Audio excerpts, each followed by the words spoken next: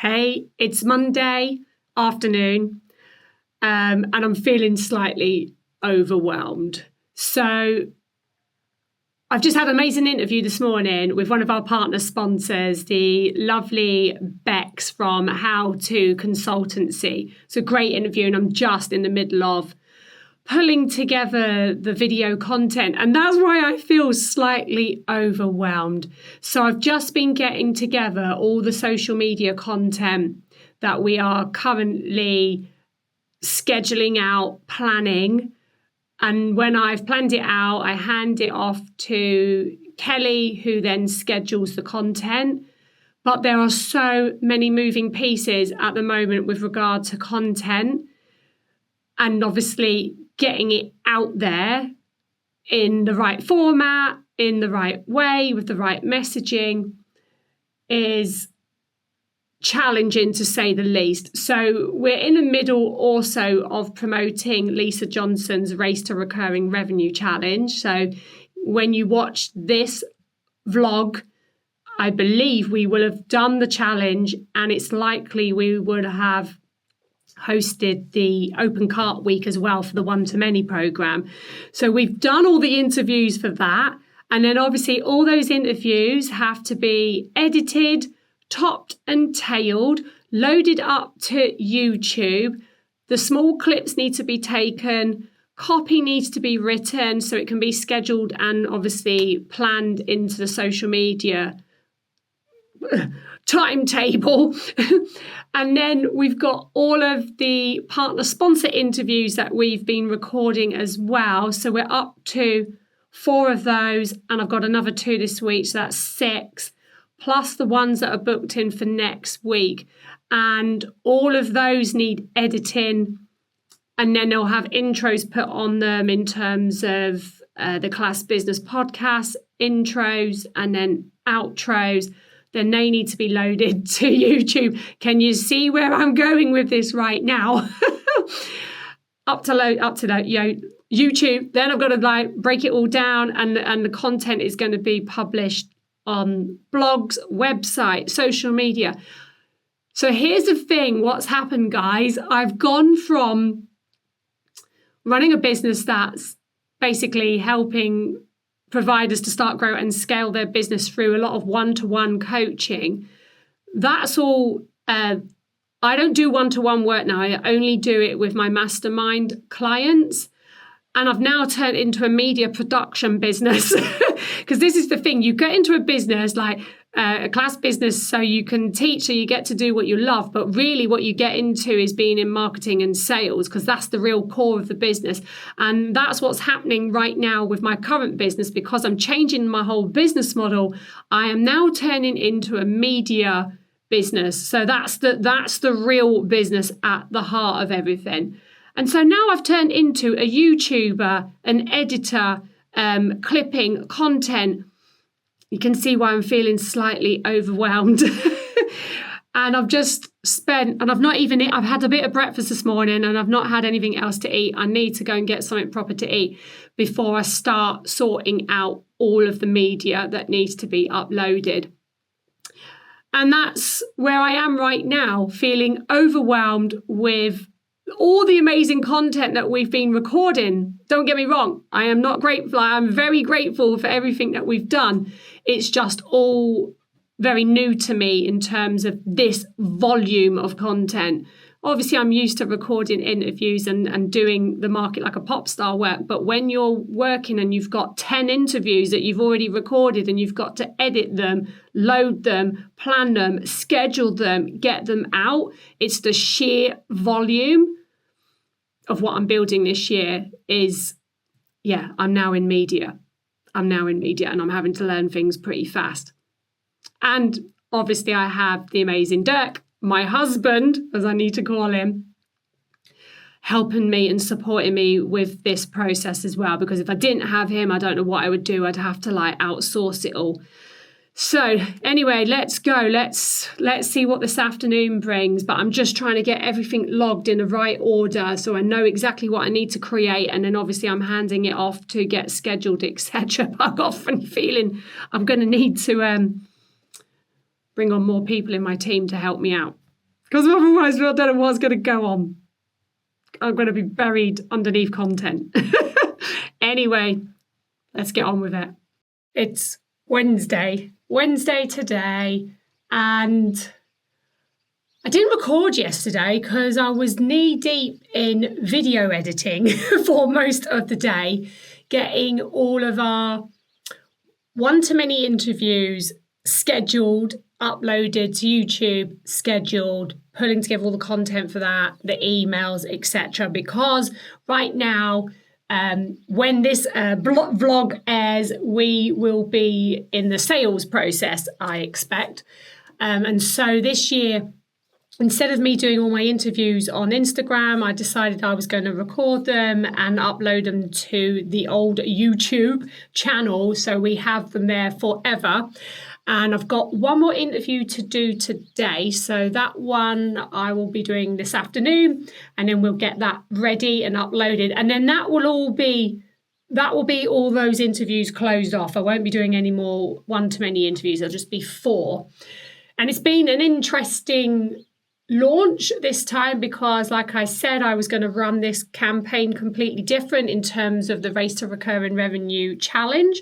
So I've been using content from providers who have done the challenge before to encourage people to think about how they can add additional revenue streams to their business. So I've been using that as the marketing campaign this time. Instead of me telling you to do it, it's the providers telling you to do it.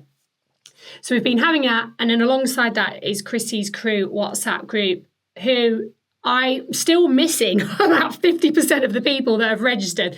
So I now need to get all those people into the crew group for WhatsApp so that I can make sure they actually take part in the event so they get the benefit of the challenge. So that's a piece of work I've got to do today. What happens with these events, and I'll explain how they work. Whenever you run a challenge event, you'll get a bunch of people that register. So for example, you could have 500 people register for the challenge. You always get, as I call them, people missing in action. They never actually make it to the actual challenge group.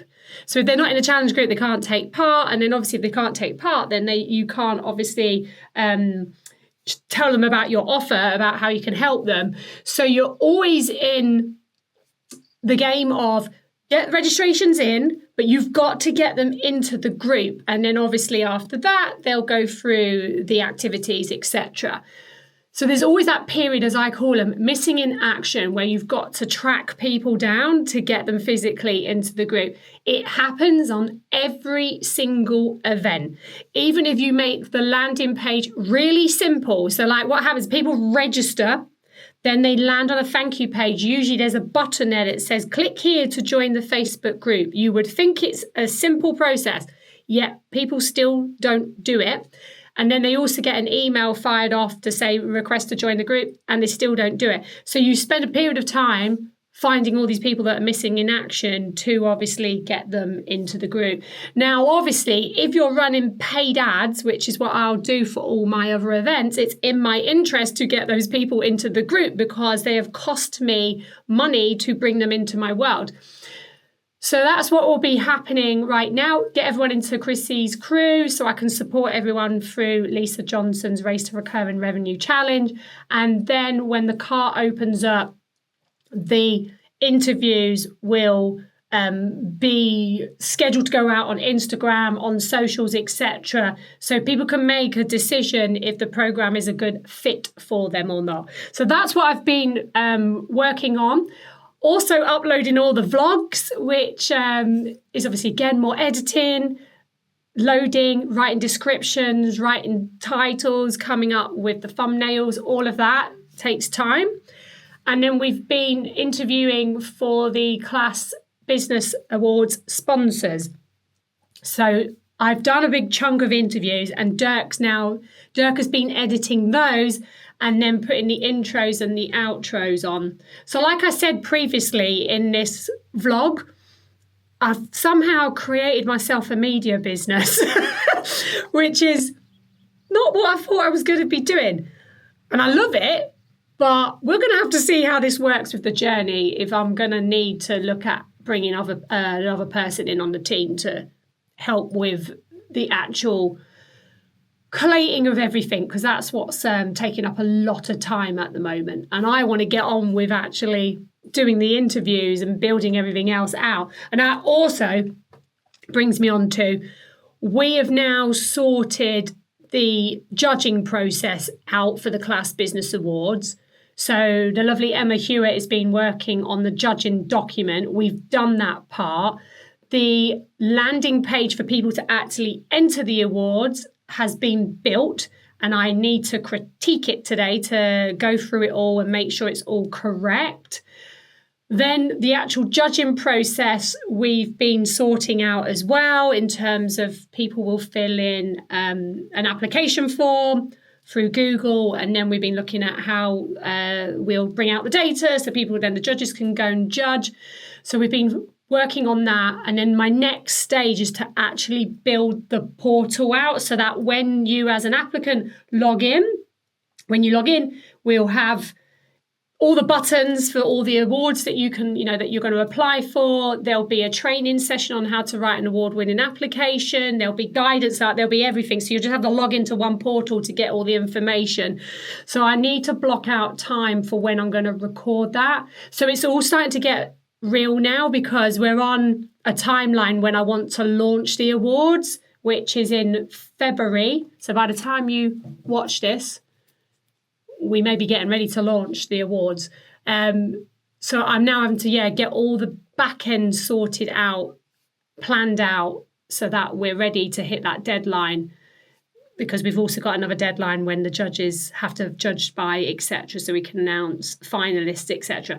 So it's all becoming a bit real now, a bit scary and overwhelming at the same time, because there's a lot. Like I said, there's a lot of moving pieces going on, because as well as building this, I've got to maintain my core business because that's what pays the bills. So yeah, it's a lot. It's a lot right now. Anyway, I'm going to skedaddle off, and I'll keep you posted on the next session that I record for you. Yeah, on the next vlog part. Anyway. Let's go and see what today brings. It's Thursday, and I've just completed another interview with one of our partner sponsors, which was the amazing Tessa Day from Club Hub UK.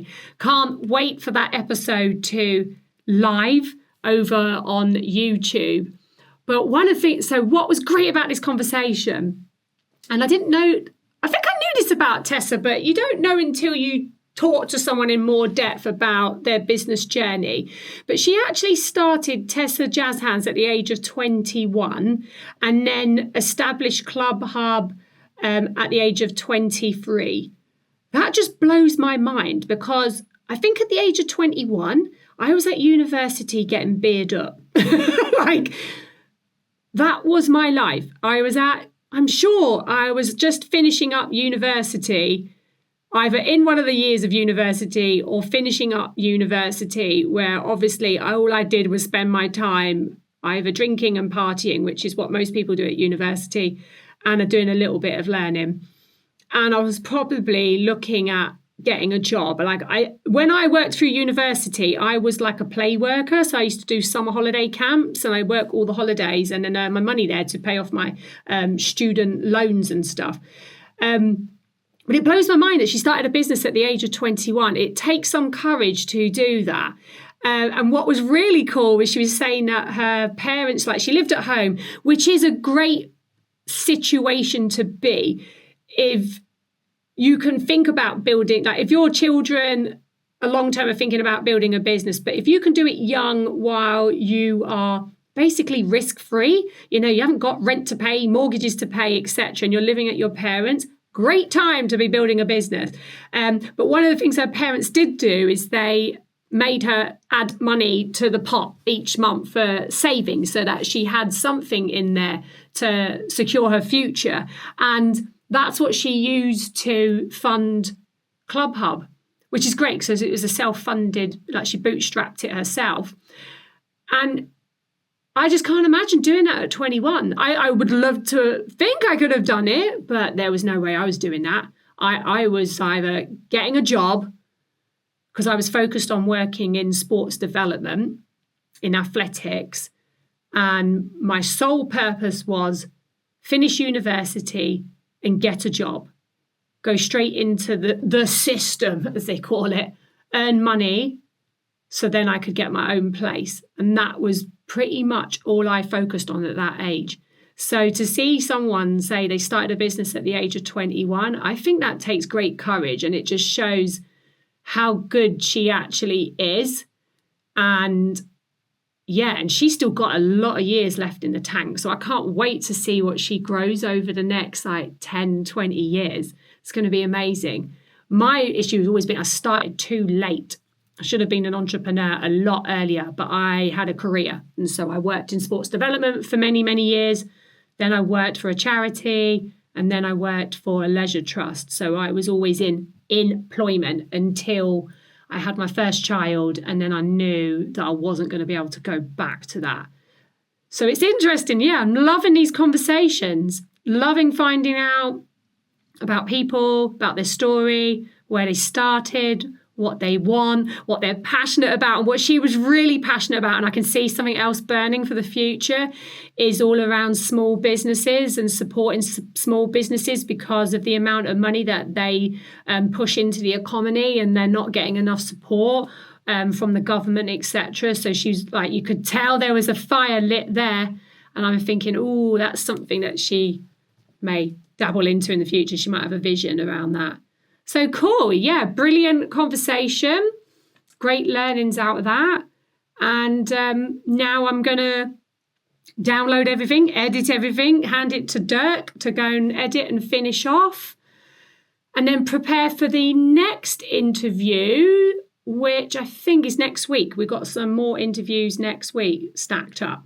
But one thing I am learning about the interviews, which is what I'm going to do now going forward, is I want to stack the interviews 2 to 3 in one day, not just do one a day. And reason why is, first of all, I've got to get up, sort myself out, do my hair, do my makeup, everything before I go live, on the interviews. I have to set the studio up, set the lighting up. And I think it would be a better use and more efficient use of my time is if I stack the interviews in, so we just roll with it for one day instead of me stop, start, stop, start, stop, start. So that's one thing I'm learning out of this whole process. So I need to go away and figure out the calendar and work out how I can clear days to do interviews all in one day. Anyway, yeah, let's do it. So this week on the vlog, I've been talking you through the overwhelm that I've been feeling with the content, the sheer volume of content that we've been creating. And I'm going to walk you through on my trusty whiteboard here what is currently going on. And these are the principles that I've used in all my businesses. So when I was the founder of Mess Around Limited, when I was the franchisor there, I used these principles when we were creating content. We would create long form content and then we'd repurpose it in many, many different ways. And I taught this through the Market Like a Pop Star program. And for the last couple of years, marketing has changed. It was very short based, attention grabbing type content, but it's going back to the old ways now. And I'm wanting to obviously get back to creating this long form content, hence why we're doing the vlog, why we're recording interviews. But I'll walk you through what's happening, and then you can see how this could relate to your business. And obviously, if you want to learn more, you can come and join me in the Popstar program in May.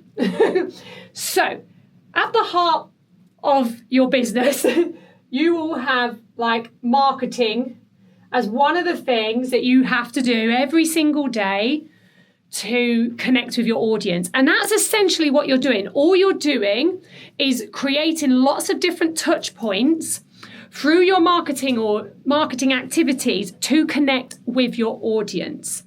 Now, you might be doing that right now through like reels and posts and stories and things like that you're doing. But if you want to develop like an effective marketing system, because marketing is like a long-term game, it's not short-term, it's a long-term game. So if you're brand building, then you ideally want to be playing the content marketing game, long-form content. So the long-form content for me right now is interviews. I don't even know if you're going to be able to see this, but I will do my best. So you'll have interviews. So right now we're recording all the interviews of our partner sponsors. We've also interviewed class business owners who have done like one-to-many program, and we'll be continuing over the next 12 months to interview the judges, nominees, and then finalists. So at the minute, we've got this whole basis of interviews. Now for you, this could be like a blog that you created where you've written an article and you're posting it on your website, etc. And then you're breaking it down and using it in different ways for your business. So in essence, this is what's going on here, interviews. Now those interviews are being recorded in a podcast format. So we've got podcast. Now that podcast will be going out on audio, and is currently going out on YouTube. Okay. So we've got it going out on YouTube. So these are like, this is the distribution. And we'll talk about the other points of distribution. But the long form content is going out on this distribution right now. That's the starting point. Host the interview. We take the interview. We edit it. So Dirk, my husband, is editing all the interviews. We then load it to YouTube, and we load it as an audio, an MP3, so people can listen to it on Apple, Spotify, etc. That forms the basis of what we're building. Now, over the next year, I envisage that we will host between 150 to 200 interviews, because also we've got all my other programs that I'll run throughout the year, so our interview providers. So that's 150 to 200 interviews that are going to take place over the next 12 months. So first of all, that is a lot. That's like 200 hours of content. And at the minute, like I said, we're putting them out as an audio and a YouTube. But once you've got the interview here, you can take the transcript. So transcript goes from here. And this transcript can be turned into a blog, which goes on the website. So the blog goes on the website for search engine optimization. So obviously we can get found online and people know that we're creating good content. So that's the first task that has to be done. The interview's hosted, the transcript is then taken, we download it, we work with our friend ChatGPT to make our life a little bit easier. We create a blog, and the blog gets posted on website. Okay, so that's the first point it goes to, the website. Then after that, we can also take the transcript and we can use it on LinkedIn. Now, I use LinkedIn for my personal brand. It's where I spend my time to connect with business owners, leaders. It's where I'm posting my thought leadership content. It's where I'm positioning myself as an expert. So that content over there is different to what I post on Facebook, for example, and Instagram. So we've got LinkedIn as a distribution. So I'm distributing content here, and then the other places up here. So that's from the transcript. From that transcript, we can also create social media posts, for example. So social media posts can be created for Facebook, Insta, TikTok if I want to, any of those types of platforms, I can put it all over there. Now, what we do is when we've created our interview here, it's recorded in a tool called Riverside. And Riverside is a podcasting tool. And from that tool, it enables you to download the actual whole video, but it also takes out all the magic clips, reels. Okay, so it takes out the reels. Now, we then use those reels to publish them onto our distribution channels here, Facebook, Insta, TikTok.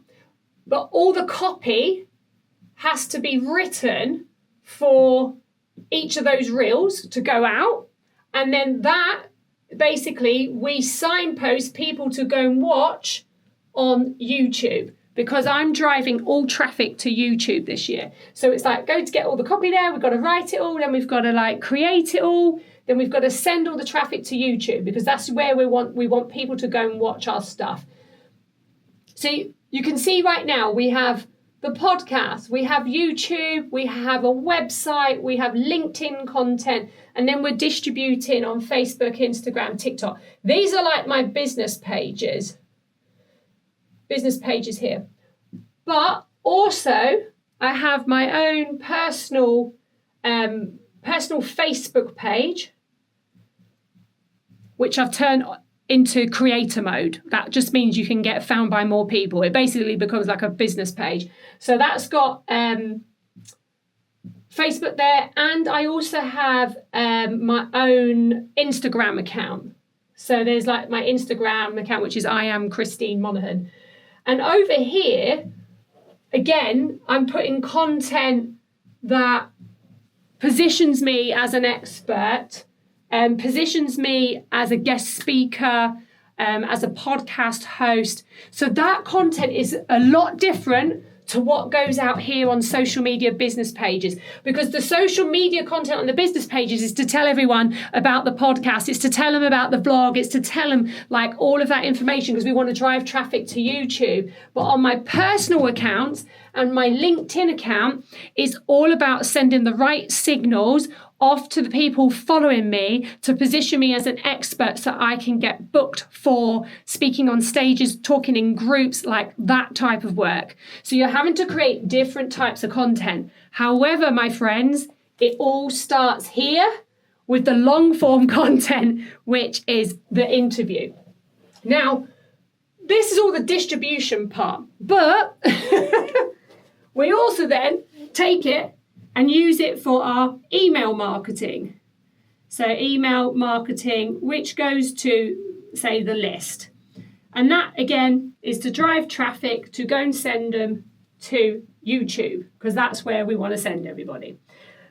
We also have to then create all the assets that go with it to promote the content. So this means Canva is getting used a lot at the moment. So we have to create all the Canva images, assets that you're seeing going out on socials for this content has to be produced.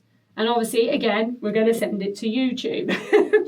So you can see that, if you can actually see my diagram, that there's a lot of moving pieces going on right now in the business. So I do all the interviews, and at the minute I am downloading the interviews and doing all of this part.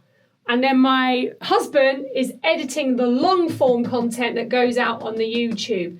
But everything else at the minute is being done between me on the whole and some support from virtual assistants.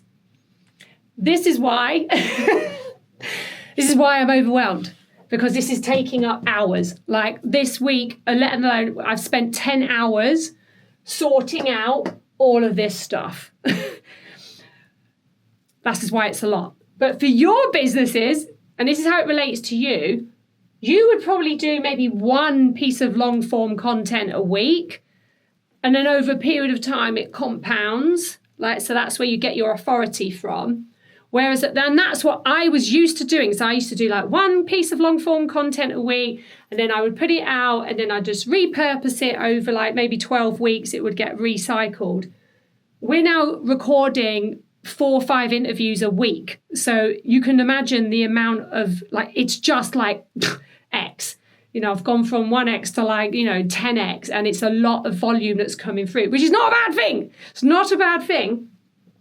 But I'm just explaining, if you've been watching the vlog this week, you'll be like, why is Chrissy so overwhelmed? Here's why I'm so overwhelmed, because there's a lot of moving pieces going on. And this is probably just the stuff that I remember. There'll be other stuff that I haven't remembered that'll be going on. But distribution-wise, so this is what you need to do as a business owner. You need to think about, what is my long-form content?